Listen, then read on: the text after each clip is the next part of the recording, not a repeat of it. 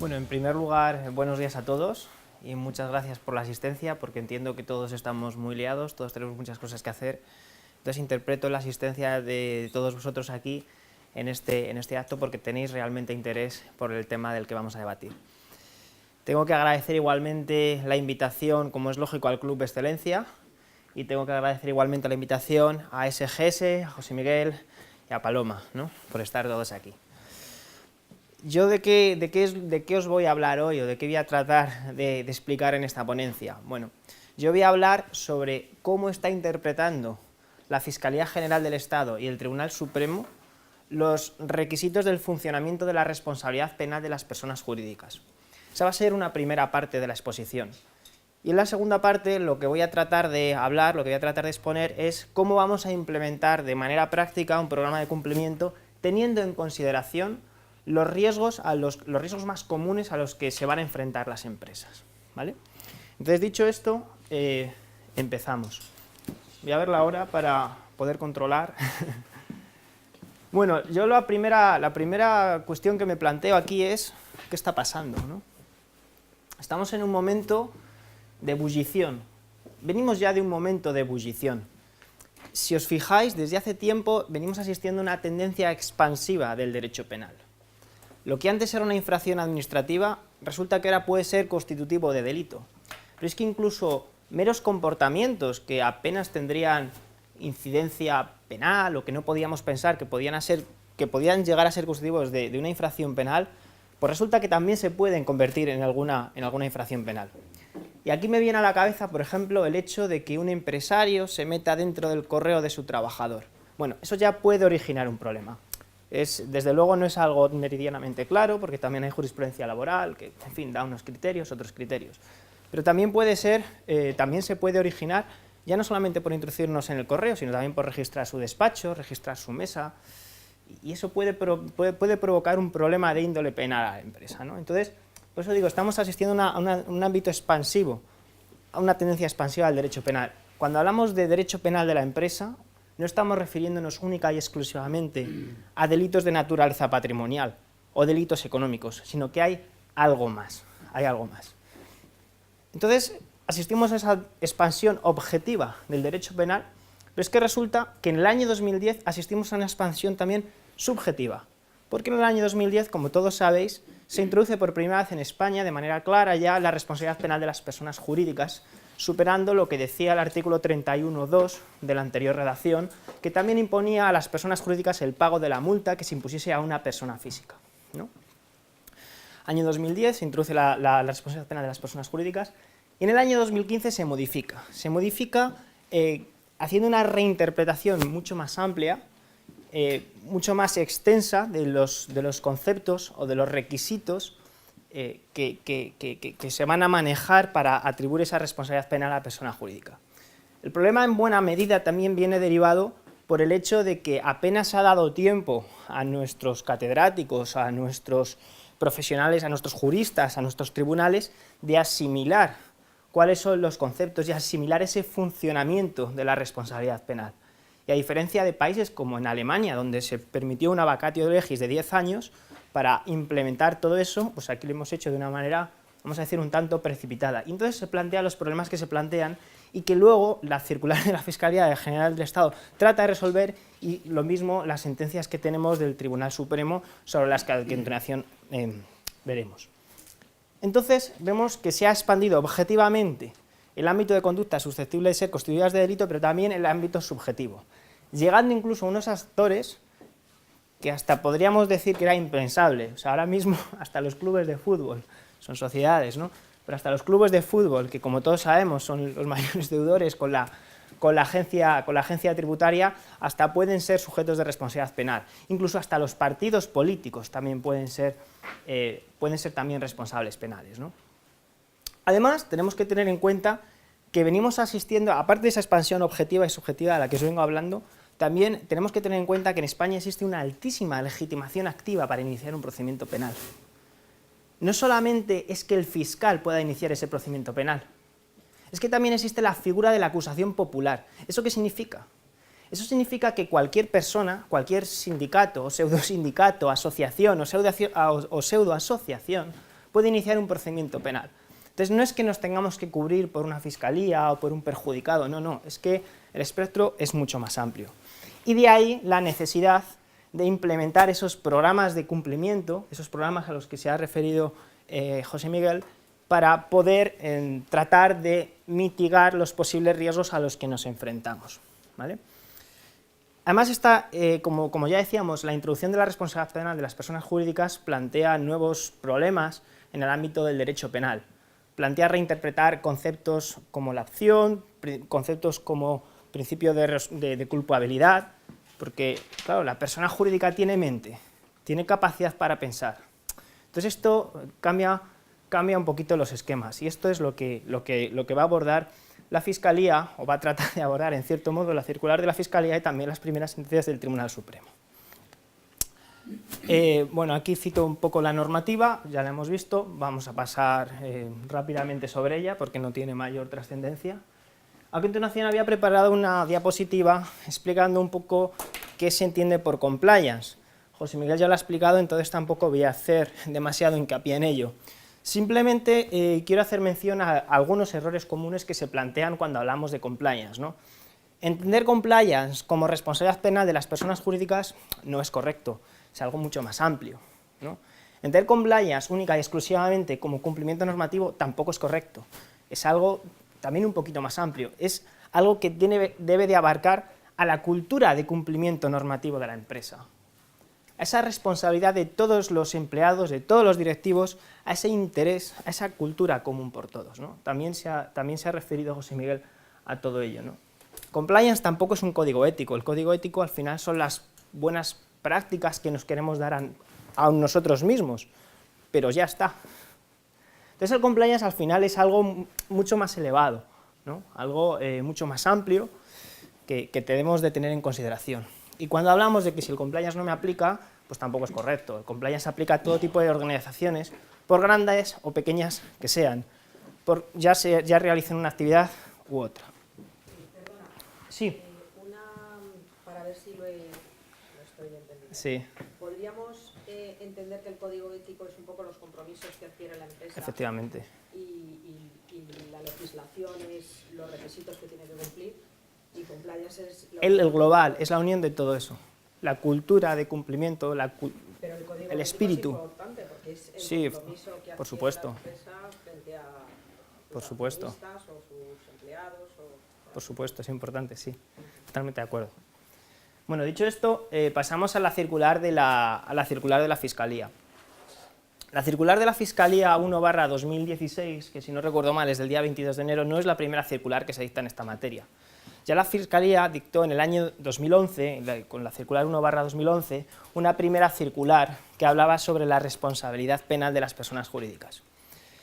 Yo no voy a hablar de esa primera circular, pero sí voy a comentar que se ha superado muchos conceptos, porque esa inicial circular lo que se decía precisamente es que los programas de cumplimiento carecían de eficacia para eximir de responsabilidad a las personas jurídicas.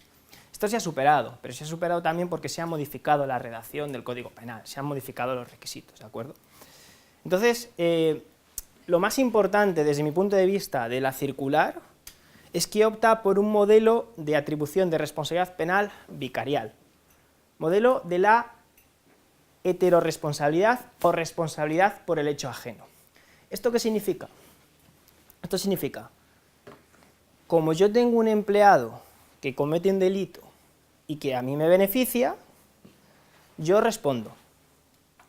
Como yo tengo un empleado que comete un delito porque yo no he supervisado su actividad, yo respondo. Entonces, al final, ¿a dónde llegamos? Llegamos a una situación en la que estamos cuasi objetivizando la responsabilidad penal. Si os fijáis, esto es muy parecido a la responsabilidad civil subsidiaria que establece el artículo 120 del Código Penal, cuando dice que los padres responderán de los delitos que cometan los hijos mayores de edad que vivan con ellos, etcétera, etcétera. O cuando también dice que el empresario responderá de los delitos que cometan los empleados en el ejercicio de sus funciones, ¿no? Entonces estamos cuasi objetivizando esa responsabilidad penal. Y esto de alguna manera es contrario a los principios que vienen inspirando al funcionamiento del derecho penal, al principio de culpabilidad. Además, como veremos más adelante, esta concepción choca frontalmente con la concepción que está siguiendo el Tribunal Supremo. Y esta concepción también tiene importancia, tiene una relevancia práctica a la hora de implementar un programa de cumplimiento. Y explicaré por qué. Los requisitos que establece la Fiscalía para poder atribuir la responsabilidad penal a las personas jurídicas es parte del hecho de transferencia. ¿Cuál es el hecho de transferencia para la circular de Fiscalía? ¿Cómo vamos a considerar que se transfiere la responsabilidad de la persona física a la empresa? Bueno, pues en primer lugar tendremos que tener un empleado, un directivo, un trabajador, un representante de derecho que cometa un delito. Pero es que además ese delito tiene que ser cometido en beneficio de la empresa. Tiene que ser cometido de tal manera que beneficie de manera directa o indirecta a la empresa. Aquí la circular también hace una interpretación o hace un pequeño matiz, porque si os fijáis, la anterior redacción del Código Penal lo que decía es que el delito se tenía que cometer en provecho de la empresa. Ahora ha cambiado. ¿Por qué? Porque si decimos un delito se comete en provecho de la empresa, puedes llegar a plantear, oiga, pero ¿cómo va a aprovechar un delito a una empresa? ¿Cómo puede que un delito que comete un empleado mío puede estar haciéndolo en mi provecho? Me parece muy coherente. Entonces se modifica y se interpreta como delito cometido en beneficio directo o indirecto de la empresa, reinterpretando ese concepto además como que no debe de tratarse única y exclusivamente de un beneficio de naturaleza económica, sino que sirve cualquier tipo de beneficio. Puede ser una ventaja reputacional, una mejora en la posición en el mercado, el conocimiento de un determinado secreto o posición, cualquier cosa. Y además tampoco exige que se llegue a materializar, eso es lo que dice la Fiscalía, sino simplemente que con que exista esa posibilidad de que me beneficie o que en el futuro pueda obtener algún tipo de beneficio, se entiende cometido. Entonces vemos, primer requisito, tenemos a un empleado. Segundo requisito, en nuestro beneficio. Y tercer y último requisito, que es fundamental para la Fiscalía y que determina la aplicación de este modelo vicarial. Que haya habido un fallo grave en el sistema de control y de supervisión sobre los empleados. Si ese fallo no es grave, incluso podemos encontrarnos ante un delito grave, pero si el fallo en sí no es grave, dicen, bueno, esto será otra cosa, pero el principio ilícito penal, no, al menos no podremos atribuir esa responsabilidad penal a la empresa. Entonces, al final, el sistema vicarial, el sistema de la heterorresponsabilidad que sigue la circular de la Fiscalía, está fundamentado en ese incumplimiento grave de los deberes de control. Y entonces, ¿qué es lo que tendremos que hacer o qué es lo que tendremos que hacer mucho hincapié, qué es lo que tendremos que remarcar cuando implementemos un sistema de cumplimiento? Pues tener un compliance officer, tener una persona que se encargue de velar y que se encargue de supervisar que esto realmente funciona y que efectivamente no se comete ningún tipo de fallo grave en esa cultura de cumplimiento, en esos deberes de supervisión.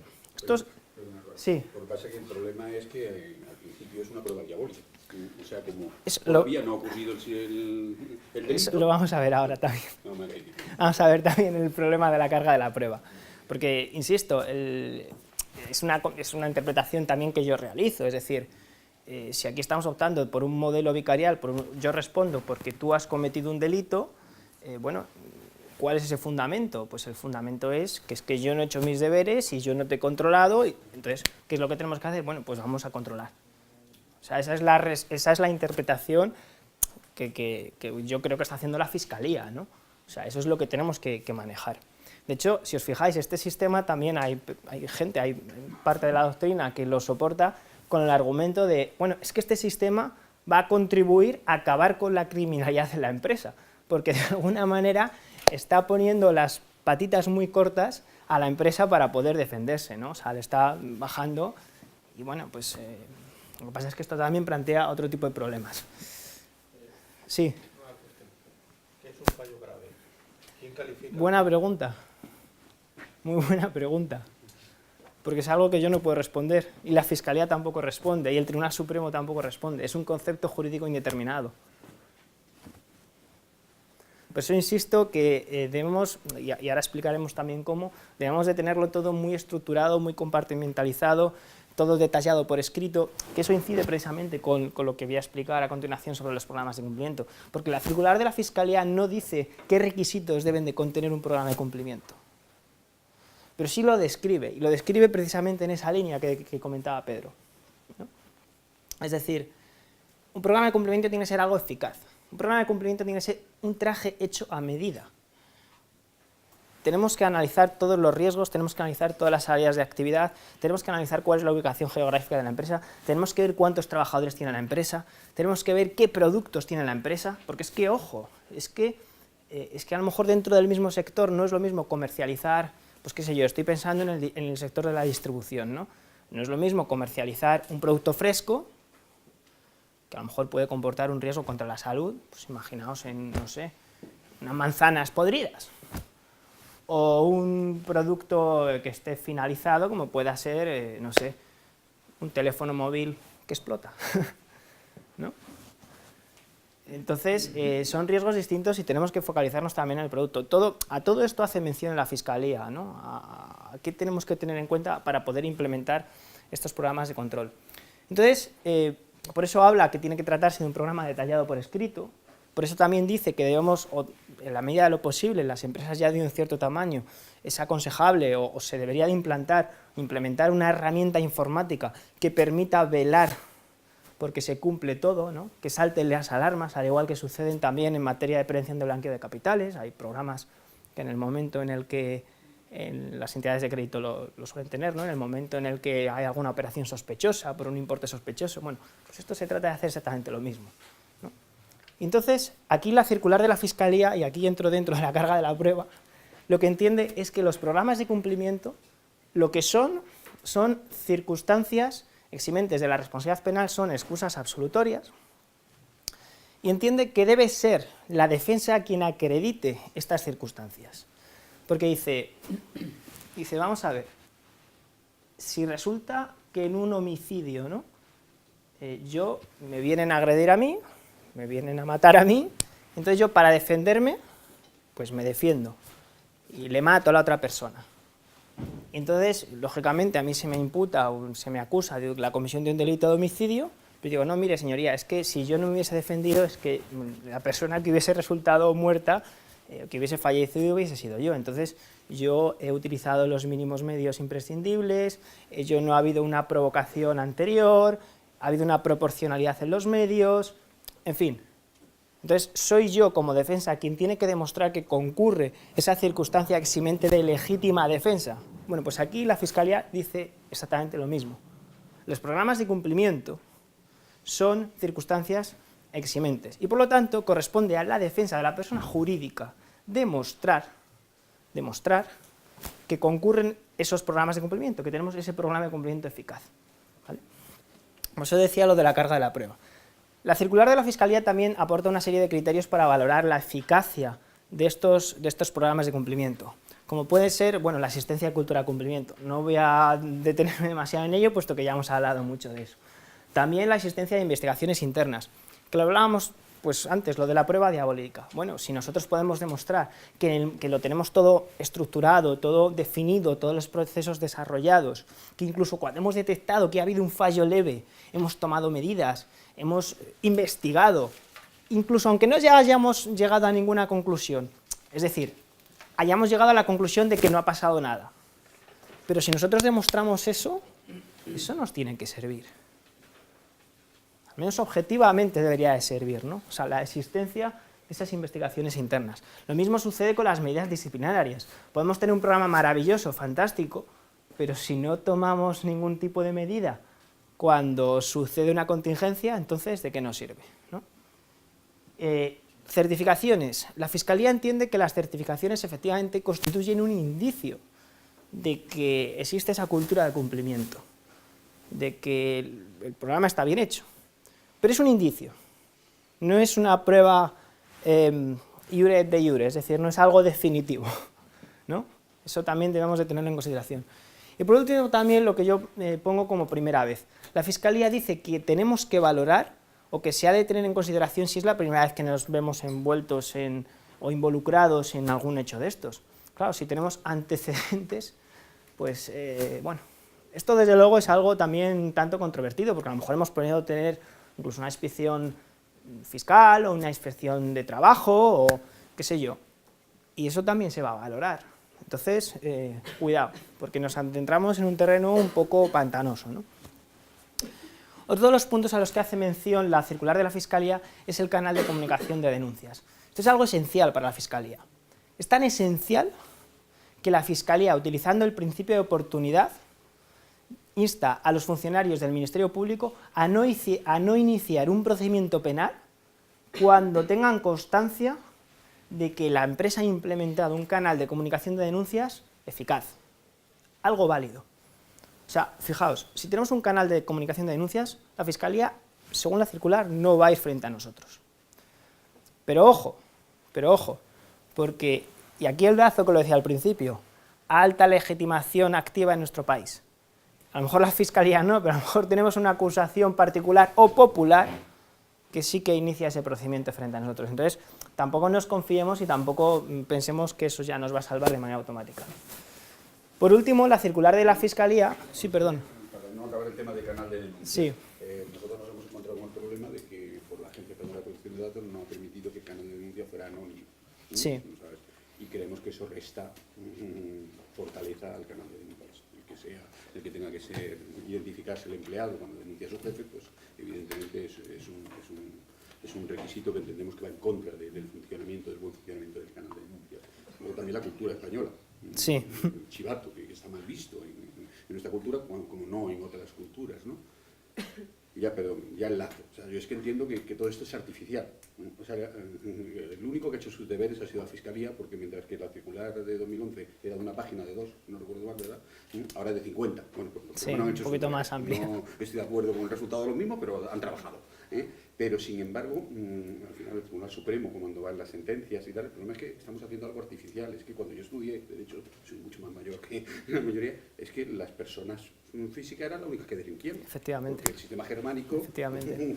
Entonces todo esto es artificial. Efectivamente. Entonces supongo que cuando nos encontremos con un juez que tenga la concepción del derecho de sus... Es que ese mayores, es un problema esencial y es un problema que precisamente se plantea el Tribunal Supremo. O sea, aquí el Tribunal Supremo, como veremos a continuación, va por otra vía, por otro camino completamente distinto.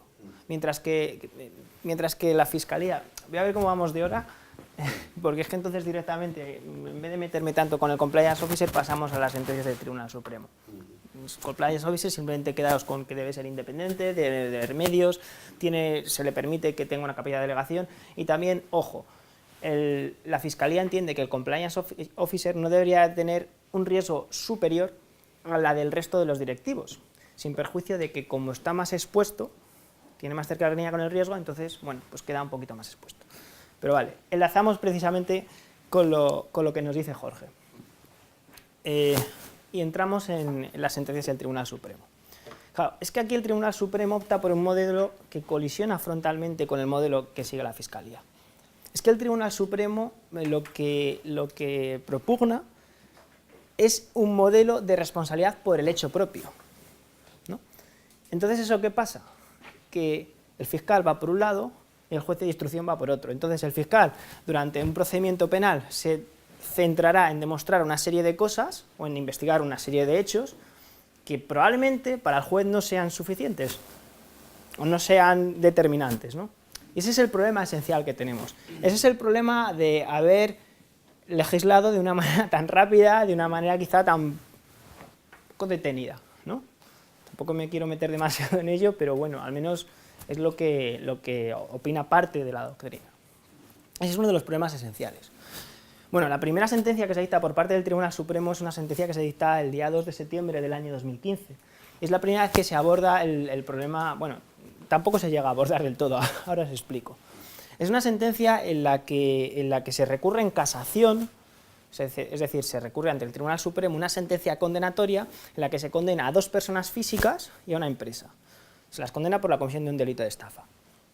Y entonces recurren las personas físicas, pero la persona jurídica no. Porque decía la persona jurídica, bueno, si se absuelve la persona física, pues también me tendrán que absolver a mí. Y es lo que sucede. El Tribunal Supremo llega a la conclusión de que efectivamente las personas físicas no han cometido el delito de estafa. Y entonces dice el Tribunal Supremo, ¿y qué hacemos con la persona jurídica? Porque es justamente lo que tú decías, Jorge. Claro, ¿cuál es el fundamento de la responsabilidad penal de la persona jurídica? ¿Es el mismo que de la persona física? Porque si resulta que el fundamento de la responsabilidad penal de la persona jurídica es la inexistencia de esa cultura de cumplimiento, pues bueno, sí, estos no habrán cometido la estafa, pero es que la persona jurídica no tiene el programa, ni tiene el compliance officer, ni tiene el canal, ni tiene tal. Entonces, ¿qué hacemos? Bueno, aquí ya os digo, no se acaba de mojar, lo soluciona por la vía rápida, aplica el artículo 903 de la Ley de Enjuiciamiento Criminal, que establece que cuando se estime el recurso, esa estimación aprovechará a los acusados que no lo hayan recurrido en aquellas partes que no le beneficien y dicen, bueno, aquí como se ha resuelto, pues ya está, absolvemos y punto. Entonces, pues digo que no acaba de mojarse, no acaba de pronunciarse. Pero eso sí, sí que recoge una frase que viene a decir algo así como que, con independencia de que optemos por un modelo, por el modelo de la Fiscalía, modelo vicarial, o el modelo del hecho propio, los principios del derecho penal son los principios del derecho penal y no se puede derogar. ¿Vale? Y entonces con eso... Sí, perdón, Sofía. El Tribunal Supremo habrá podido utilizar el argumento que le ha parecido oportuno, pero si les absuelven a las personas físicas, quiere decir que no había delito. No hay hecho de referencia. Y entonces vamos a ver, ¿cómo es posible que atribuyan una responsabilidad penal a una persona jurídica por un no delito, un delito inexistente? Es que es ya ir como rizar el rizo, sí, ¿no? Sí, es buena pregunta, buena apreciación, porque además eso defiende precisamente el modelo que está defendiendo el Tribunal Supremo. Me he pasado de diapositiva, precisamente es la anterior, esta, la del 29 de febrero, en esta sentencia. Y ahora lo explico, porque en esta sentencia, que es una sentencia bisiesta, es del día 29 de febrero, es una sentencia difícil de olvidar, no se dicta todos los días. Esta sentencia es la que por primera vez se mete el Tribunal Supremo en todos estos problemas, es la que se viene conociendo como primera sentencia que se dicta en esta materia, ¿vale? Esta es una sentencia en la que bueno, se recurren por parte de 3 empresas, que además no eran empresas habituales, eran empresas que tenían más de 100 empleados, insisto, y no eran habituales porque se dedicaban nada más y nada menos que a la importación de cocaína. ¿Cómo hacían todo esto? Y aquí tengo la foto. Bueno, pues a través de maquinaria pesada. Maquinaria pesada que importaban desde Venezuela, que en ocasiones venía más pesada de la habitual, ¿no? Porque contenía lo que contenía. Y entonces en esta sentencia, insisto, el Tribunal Supremo se plantea pues cuál es el fundamento de la responsabilidad penal de la persona jurídica. Y opta de una manera decidida y firme por el modelo de autorresponsabilidad, ¿vale? Es decir, la responsabilidad de la persona jurídica es independiente de la responsabilidad de la persona física. Y de hecho, para eso se basa en la propia redacción del artículo 31 ter del Código Penal. El artículo 31 ter disocia o desvincula la comisión de un delito por parte de la persona física respecto a la persona jurídica. Dice, es que aunque no podamos identificar a la persona física, aunque no se pueda identificar, o incluso aunque la persona física haya fallecido, o le apliquemos algún tipo de circunstancia eximente, la persona jurídica seguirá respondiendo. Y es más, es que la persona... Es que seguía respondiendo con la responsabilidad civil subsidiaria. Claro, es que es lo que tenía que hacer. claro, efectivamente, efectivamente. La empresa para mí es responsable, o sea, no creemos que, Claro. que las empresas entonces son tal. Es que, claro, si no se mezclan cosas como lo de delinquir por primera vez, no antecedentes. Claro, no será lo mismo una empresa que tiene 2 empleados, con lo que las posibilidades de cometer un delito son n multiplicado por 2, Sí. que una que tiene 18.000 empleados. Parece que no es lo mismo. Y sin embargo, aplica lo mismo el antecedente. Estamos locos. Bueno, es mi opinión, pero... Sí, no, sí, estoy de acuerdo, Estoy de acuerdo, pero vamos, en esa misma línea, precisamente, es que aparte de estos argumentos, es que también la persona jurídica tiene sus propias circunstancias atenuantes y eximentes. Es decir, no nos vamos a las circunstancias del artículo 20, 21 y 22 del Código Penal aplicables para todos los sujetos de derecho penal. No, es que nos vamos a las específicas, ¿no? Por eso el Tribunal Supremo diferencia la responsabilidad de la persona jurídica respecto de la responsabilidad de la persona física. Y la siguiente sentencia que veremos habla de delito corporativo frente a delito individual. Es decir, delito de la persona jurídica frente a delito del individuo, ¿vale? Delito de la persona física. esta sentencia ya os digo que se plantea el fundamento de esta responsabilidad de la persona jurídica y dice, oiga, pero ¿cómo vamos a rebajar los estándares del derecho penal para perjudicar a la persona jurídica? Porque al final lo que vamos a aplicar son penas. Son penas, entonces si son penas, tendrá que ser todo igual para todos. Es que no vale bajar el rango. Estamos hablando de algo muy serio, estamos hablando de derecho penal, estamos hablando de un derecho que está presidido por el principio de culpabilidad, es decir, por el reproche moral, el reproche subjetivo que se hace al individuo por la comisión de un determinado hecho delictivo, ¿no? Entonces, además estamos hablando de un derecho que es garantista, de un derecho en el que es la acusación a la que le corresponde demostrar que eres culpable. Es que ¿cómo vamos a obligar al acusado a demostrar que es inocente? Es que entonces nos cargamos el principio de presunción de inocencia. Y todo esto es lo que se plantea el Tribunal Supremo en esta sentencia. Y dice, oiga, es que aquí la Fiscalía, si acusa a una empresa, la Fiscalía tendrá que hacer sus deberes y tendrá que demostrar que la empresa es culpable, que la empresa ha cometido el delito. ¿Y cómo lo tendrá que hacer? Pues porque tendrá que demostrar que no tiene el programa, que no tiene el compliance officer, que no tiene el canal, que no tiene todo esto que estamos viendo, ¿no? Claro, pero la interpretación de antes para determinar quién tiene la carga de la prueba, nos has comentado, y es verdad que hay esa tendencia a pensar que como es una circunstancia modificativa de la responsabilidad, pues la tiene que demostrar la defensa. Entonces esto se da de bofetadas. Se da de bofetadas, se da de bofetadas. Es que por eso os digo, la Fiscalía entiende que al tratarse de una circunstancia, ojo, esto tampoco es algo que esté libre de polémica, porque de hecho esta sentencia tiene un voto particular y dentro de ese voto particular 7 magistrados entienden que efectivamente es una circunstancia eximente y que por lo tanto debe ser la defensa quien acredite la concurrencia de esa circunstancia eximente, ¿vale? Mientras que la posición mayoritaria dentro del Tribunal Supremo entiende que no, que es un elemento del tipo, es un elemento de la tipicidad. Entonces, como es algo que afecta al propio tipo penal, es la acusación quien tiene que demostrarlo. De la misma manera que cuando tenemos que cuando acusamos de una estafa tenemos que demostrar que ha existido engaño, que ha existido ánimo de lucro, que ha existido una disposición patrimonial y que ha existido un perjuicio, pues aquí lo que dice el Tribunal Supremo es que la acusación, llamémoslo fiscalía, llamémoslo acusación particular o llamémoslo acusación popular, tiene que hacer sus deberes y tiene que probar que no existía esa cultura de cumplimiento, que no existía todo esto de lo que venimos hablando, ¿vale? Aquí además el Tribunal Supremo se plantea otra cuestión, que es lo de los conflictos de interés. Porque aquí lo que surge además, es que la persona física que representaba a la persona jurídica, o sea, que antropomorfizaba a la persona jurídica dentro del proceso penal, era la misma. Entonces, esa persona física estaba acusada, porque se la consideraba pues, que estaba cometiendo ese delito contra la salud pública, ¿no? Y además representaba a la empresa. ¿Qué sucede? Que llegamos al final del juicio, derecho de última palabra. Llega la persona física y habla por ella. Y suelta su speech y dice lo que tuviese que decir. Pero habla por ella, no habla por la empresa. Entonces, ¿qué sucede? Que se plantea también una colisión de intereses muy importante. Porque entonces, sí, es que usted ha hablado por usted, pero ¿y por la empresa quién habla? ¿No? Entonces ahí también se está produciendo una vulneración del derecho de defensa, a la que apunta el Tribunal Supremo. Esto apunta a ello, pero no resuelve. Aquí dice, bueno, el modelo italiano ha optado por el nombramiento de un defensor judicial, de manera tal que nombremos una persona que defienda a la persona jurídica.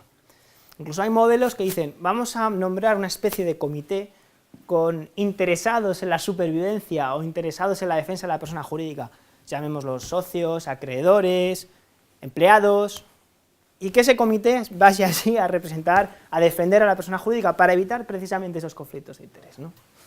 Pero ya os digo que eso tendrá que ser algo que haga el legislador porque además es una labor de derecho positivo, no es algo que deba o pueda hacer el Tribunal Supremo, ¿no? Bueno, en el voto particular ya hemos hablado de lo de la carga de la prueba, que sigue la tesis de la Fiscalía, pero hay también otra cuestión importante. Porque aquí el Tribunal Supremo, optando por ese modelo de autorresponsabilidad, dice, es que el fundamento de la responsabilidad penal de las personas jurídicas es carecer de esos programas de cumplimiento, carecer de esa cultura de cumplimiento corporativa, ¿vale? Y aquí lo que dice el voto particular es, oiga, usted me podrá sancionar porque yo he infringido una norma, ¿no? Pero ¿me va a sancionar usted porque yo carezca de una cultura de cumplimiento? Estamos hablando de derecho penal, estamos hablando del principio de tipicidad, estamos hablando del principio de taxatividad, de ley cierta. El Código Penal no dice que yo tenga que tener una cultura de cumplimiento, no lo dice. Entonces, esto vuelve a plantear problemas, ¿no? Pasamos a la siguiente sentencia. Esta es la tercera sentencia, o segunda en sentido estricto, ¿no? Es la sentencia del 16 de marzo. Esta voy a ir más rápido porque si no, si no me parece que nos llegamos a todo. Esta sentencia lo que hace es, con independencia de que optemos por el modelo de vicarial, por el sistema vicarial, o con independencia de que optemos por el modelo de la autorresponsabilidad, los principios del derecho penal son exactamente los mismos. Es una sentencia conciliadora. Entonces, como son los mismos, aquí se ha de aplicar lo mismo para todos.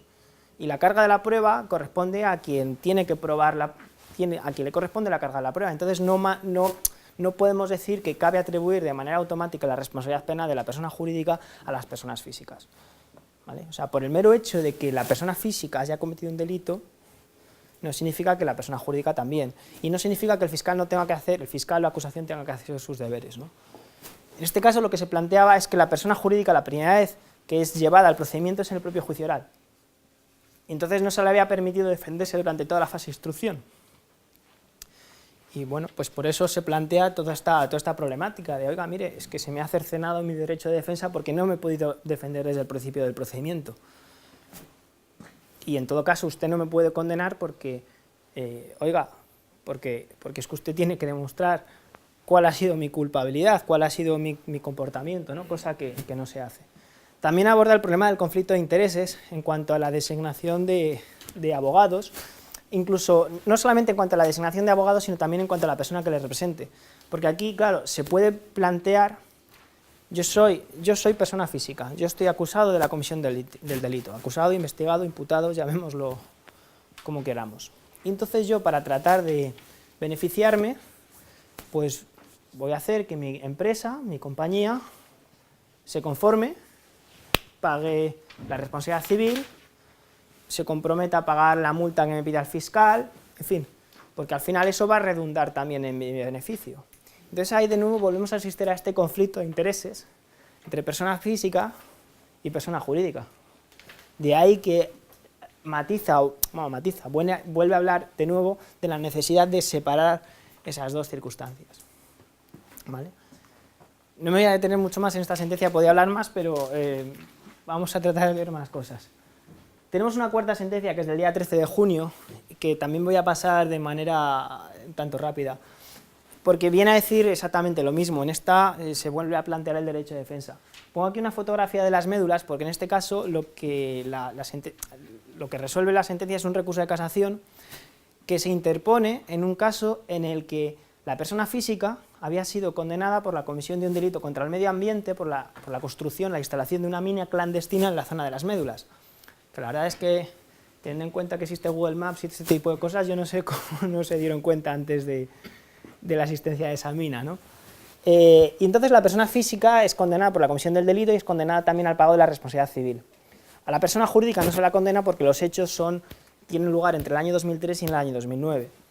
Y entonces lo que hace la persona física es recurrir y solicitar al tribunal que también condene a la persona física, a la empresa, a la persona jurídica, para que la empresa pague la responsabilidad civil. Aquí, claro, el Tribunal Supremo dice que lo sentimos mucho, pero no, porque no podemos, porque uno, en el momento en el que se cometen los hechos no está en vigor la responsabilidad penal de las personas jurídicas, sino lo podemos aplicar de manera desfavorable, ¿no? La quinta sentencia es una sentencia también un tanto reciente, es del día 6 de octubre, y bueno, volvemos un poco a lo mismo. En este caso habla de aplicación de normas procesales, pero que incide en definitiva también en el derecho de defensa de la persona jurídica. En este caso el planteamiento es que el fiscal inicia un procedimiento, o mejor dicho, el juez instructor cita a declarar al representante persona física de la empresa. Y entonces el juez continúa tramitando el procedimiento frente a la empresa. Y el fiscal acusa a la persona física. Pero el juez dicta auto de apertura judicial oral frente a la empresa. Entonces llegamos a juicio y tenemos el lío montado. Tenemos el lío porque la empresa dice, oiga, es que a mí el fiscal no me ha acusado, entonces si no me ha acusado, ¿yo qué pinto aquí? Y la persona física dice, sí, sí, a mí el fiscal me ha acusado, pero el juez no ha abierto el juicio oral frente a mí, entonces, ¿no? ¿Qué es lo que hace la Audiencia Provincial de Madrid? Se lava las manos y dice, tienen ustedes toda la razón y archiva el procedimiento. Entonces el fiscal lo recurre en casación y el Tribunal Supremo sí da la razón al fiscal y dice, bueno, a ver, esto no se ha hecho bien, tenemos que retrotraer las actuaciones al momento procesal anterior porque efectivamente no se ha hecho bien y vamos a rehacer todo lo que se ha hecho, ¿no? Con esto llegamos bueno, con esto ya os digo, llegamos a la parte final parte final. O sea, con esto hemos visto cuáles son los conceptos que está utilizando la Fiscalía y está utilizando el Tribunal Supremo del funcionamiento de la responsabilidad penal y entraríamos dentro de la segunda parte de la charla, que voy a tratar también de que sea lo más rápida posible porque si no... La segunda parte está enfocada a la aplicación práctica de los programas de cumplimiento en atención a los posibles riesgos que son susceptibles de ser cometidos por la empresa, ¿vale? Aquí, ¿cuáles son esos riesgos? Pues lógicamente dependerá en buena medida de la actividad, del producto, de la ubicación geográfica, del diseño de nuestra organización, del personal, en fin. Pero al menos debemos de centrarnos en los delitos que establece el Código Penal como susceptibles de ser cometidos por la persona jurídica, porque no todos los delitos del Código Penal pueden ser cometidos por la persona jurídica, ¿no? Entonces, en ese sentido, hay algunos delitos que son transversales, que nosotros llamamos transversales, que son los de esta columna, los de la columna de la izquierda, que en principio podrían ser cometidos por todos, y luego hay otro tipo de delitos que son sectoriales. Pues, por ejemplo, delitos... por ejemplo, delitos contra los recursos naturales o delitos urbanísticos. Al final, si no realizamos una actividad que esté vinculada, pues, no sé, con la construcción, si no somos promotores inmobiliarios o si no vamos a construir o no vamos, pues difícilmente podremos cometer un delito urbanístico, ¿no?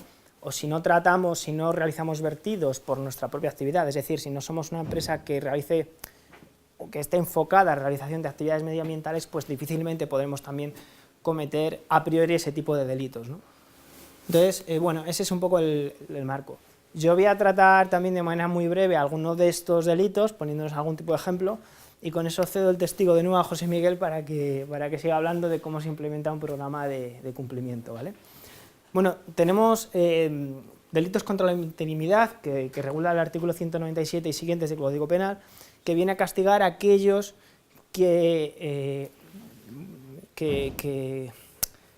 accedan a la intimidad de otros, pues apoderándose de papeles, de cartas, instalando artificios técnicos de escucha, instalando videocámaras, en fin. Hay una pluralidad de comportamientos, no existe un único comportamiento que define el tipo. Y aquí, ¿por qué consideramos que esto puede ser aplicable al mundo empresarial? Bueno, pues lo que hablábamos también antes al principio de la ponencia, es que el mero hecho de meternos en el correo electrónico de un trabajador puede suscitar este tipo de problemas, puede suscitar el riesgo de imputación de este tipo de delito. O no ya solo eso, el hecho de que registremos la taquiza de un trabajador también puede suscitar el riesgo de comisión de este delito.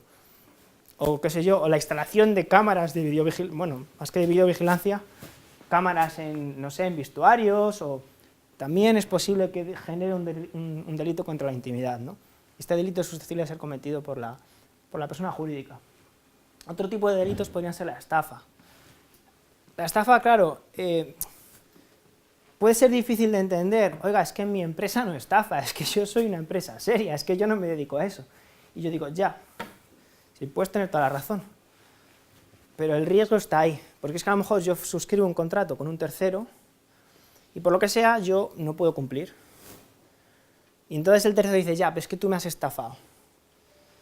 Entonces, si encuentro un abogado medianamente avispado, probablemente pueda formular una querella que sea admitida a trámite por el juez instructor y ya comporte que la empresa se tenga que sentar en el banquillo por la comisión de un delito de estafa, por la presunta comisión. Luego ya veremos si se archiva o no se archiva, si va a juicio oral o no va a juicio oral, y si es absuelto o no es absuelto, pero el riesgo lo tenemos, ¿no? Puede ser eso o puede ser, qué sé yo, entregar un cheque sin fondos, sabiendo que no tiene fondos. Pues ya os digo que son comportamientos que que serían incardinables dentro de la figura de la estafa. Tenemos también delitos contra la propiedad intelectual. Y aquí os sorprendería, de verdad os sorprendería, la cantidad de veces que vamos a empresas y esas empresas tienen un Windows o un Microsoft Office sin licencia.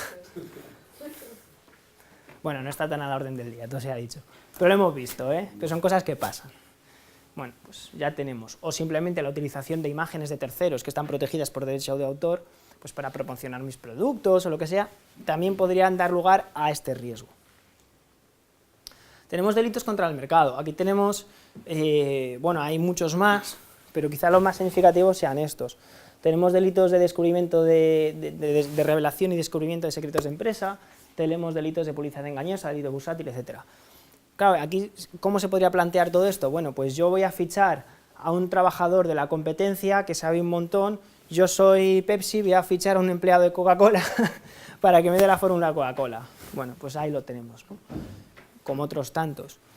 Caso de publicidad engañosa, bueno, pues yo voy a vender un producto con unas características o unas advertencias sabiendo que efectivamente no es así.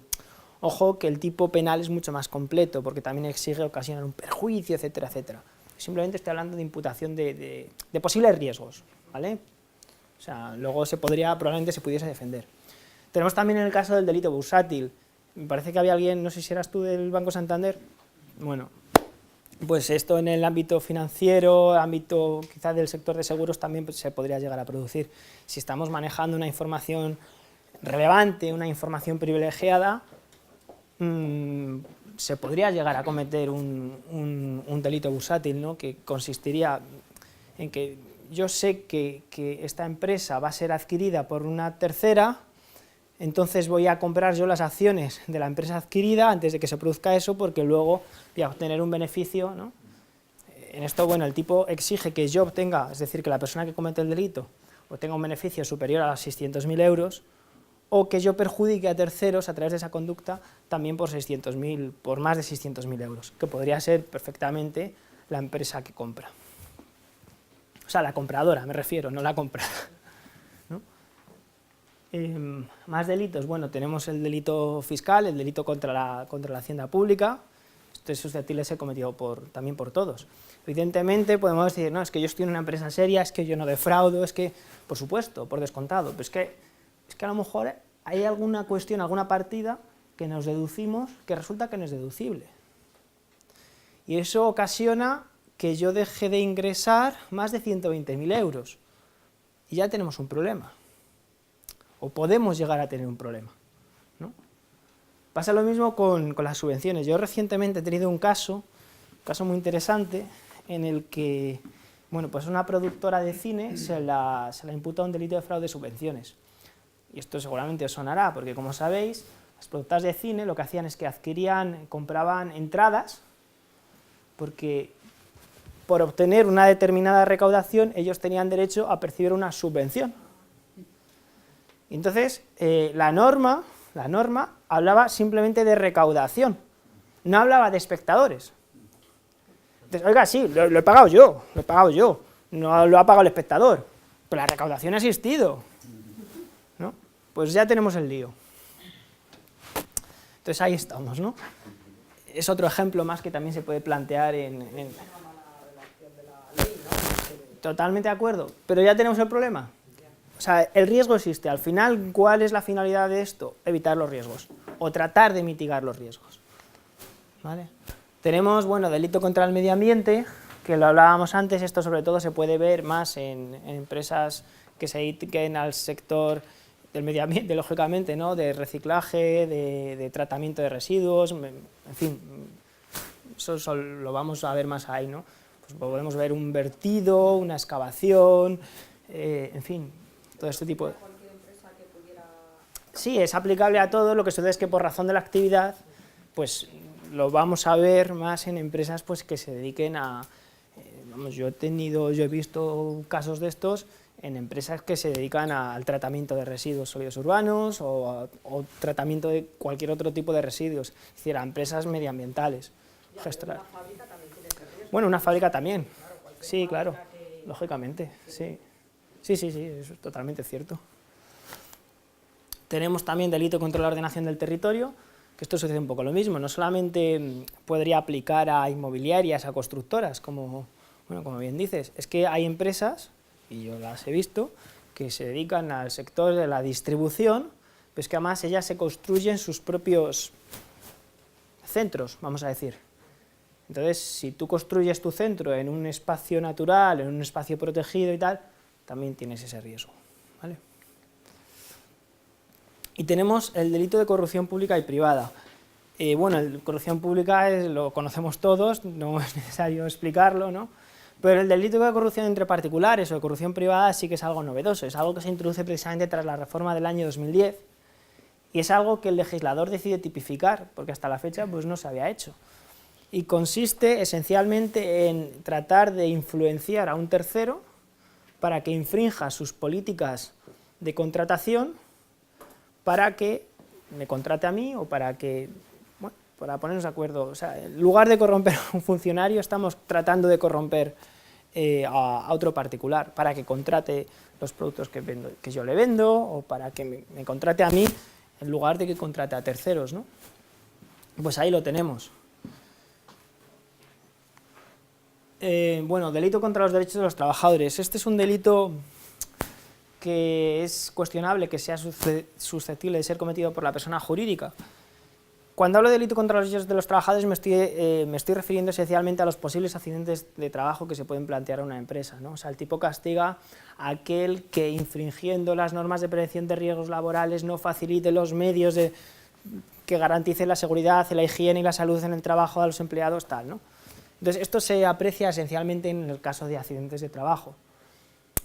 Y entonces, este tipo de delito no es de aquellos que son directamente, no es de aquellos, es que es interpretable, insisto, o sea, no existe la coletilla que diga que cuando este delito se cometa por la persona jurídica se le impondrá tal pena. Lo que viene a decir es que cuando se cometa en el ámbito de la persona jurídica se pondrá la pena a los administradores o a los representantes legales. Y también dice que a la persona jurídica se le impondrá una medida de seguridad del artículo 129. Pues que vamos al artículo 129 y te remite precisamente a las penas del artículo 33. Entonces al final es una especie de sucedáneo que no se sabe muy bien si se puede cometer o no por la persona jurídica, pero la realidad es que la pena le cae. Así que tendremos que tener también cuidado con él, porque aunque, insisto, aunque nuestra empresa sea una empresa comprometida, una empresa que cumple, que dice, yo no hago este tipo de guarradas, si se me permite la expresión, bueno, pues hay veces que suceden este tipo de cosas, ¿no? Y con eso llegamos al final. Muchas gracias por la atención y cedo de nuevo el testigo a José Miguel para que continúe explicando el funcionamiento de los programas. Si tienes alguna cuestión... Es que en el fondo es lo mismo, ¿no? Pero acaba con el último ejemplo, la seguridad del trabajo. La empresa de construcción que el capataz no le da el casco a los obreros. Un accidente y si el capataz no se lo ha dado, porque él directamente no se lo ha querido dar, se le ha imputado el delito a esta persona. La empresa había comprado los cascos, estaba en su sitio. Si realmente el Consejo de Administración de esa constructora ha dicho para ahorrar costes no hay cascos, pues será el presidente del Consejo, los consejeros, los que tendrán. Claro, pero... No acabo de entender, o sea, sigo sin entender el por qué, si la responsabilidad civil subsidiaria, por supuesto, la empresa tendrá que cubrir la responsabilidad. Pero la norma está obligando a la empresa a velar que los trabajadores cumplan su trabajo con las debidas garantías. ¿Y hay entonces, responsabilidad civil? No, Como no me has... Pero vamos claro. a ver, si al final a la persona a la que vas a poner la pena, es que claro, vamos a ver, ¿qué penas puedes ponerle a una... Bueno, de eso no hemos hablado, pero...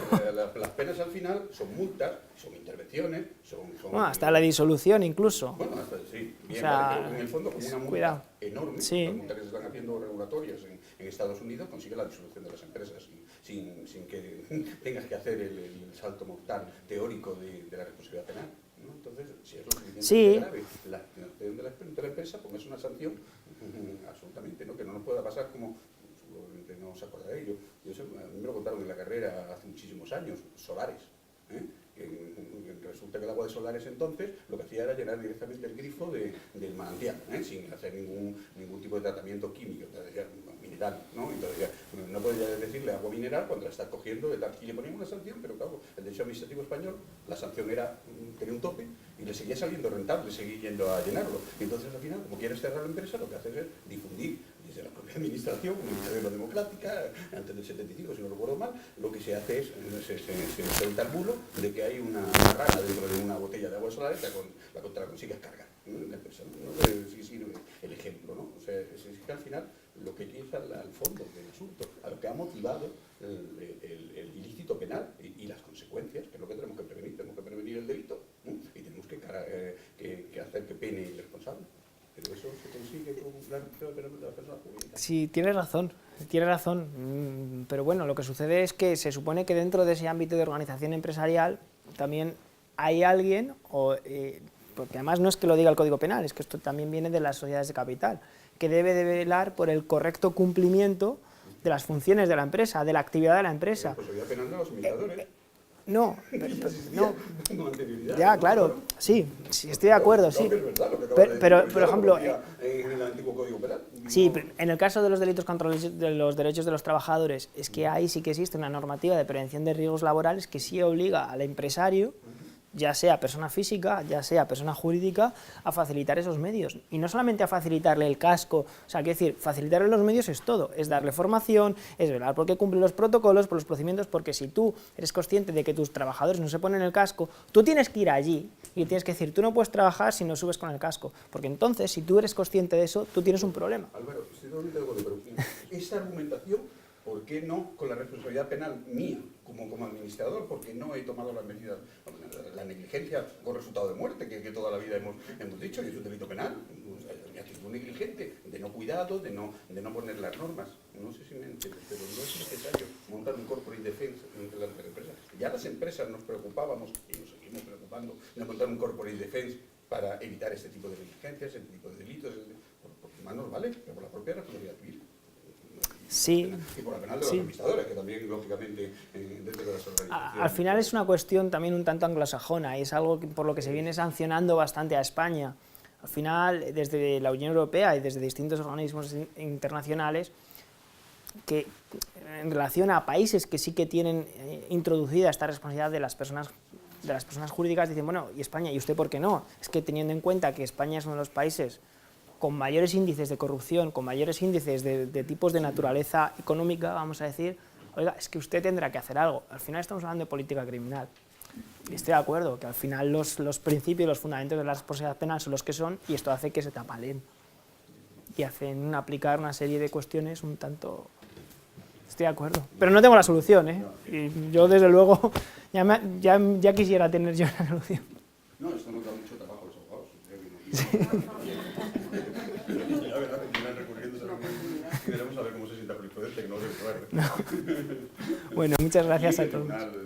Sí. Está reventando absolutamente, porque sus principios les es imposible también conseguir engranarlo, ¿no? Sí. Esa es mi opinión. Sí, es que el fundamento es que no tiene nada que ver, porque el fundamento de la responsabilidad penal es el principio de culpabilidad, es el reproche psicológico que podemos hacer al autor. Pero claro, aquí la persona jurídica, la empresa, es un ente, y los entes tienen esa responsabilidad. O sea, es que es algo que, en fin, es que lo estamos llevando a algo medieval. Y aquí ya os cuento una anécdota y ya dejo a José Miguel, porque si no me va a matar con toda la razón del mundo. Es que la primera sentencia en materia la primera resolución en materia de responsabilidad penal de personas jurídicas o de entidades o de organizaciones, no es de ahora, es de un tribunal medieval, de un tribunal eclesiástico, de un tribunal que quería condenar a los miembros de una secta por esa práctica hereje, por esa práctica de brujería, de lo que queríamos llamar, y como no lograba identificarlos, condena a la secta, condena a toda la organización. Entonces, al final, llegamos, claro, a un derecho medieval, a un derecho un tanto totalitario, ¿no? O sea, un derecho que contradice los principios en los que nos estamos basando. O sea, vamos a jugar todos con unas reglas de juego, con unas garantías, con algo democrático, ¿no? Nada, lo dejo ahí. Gracias.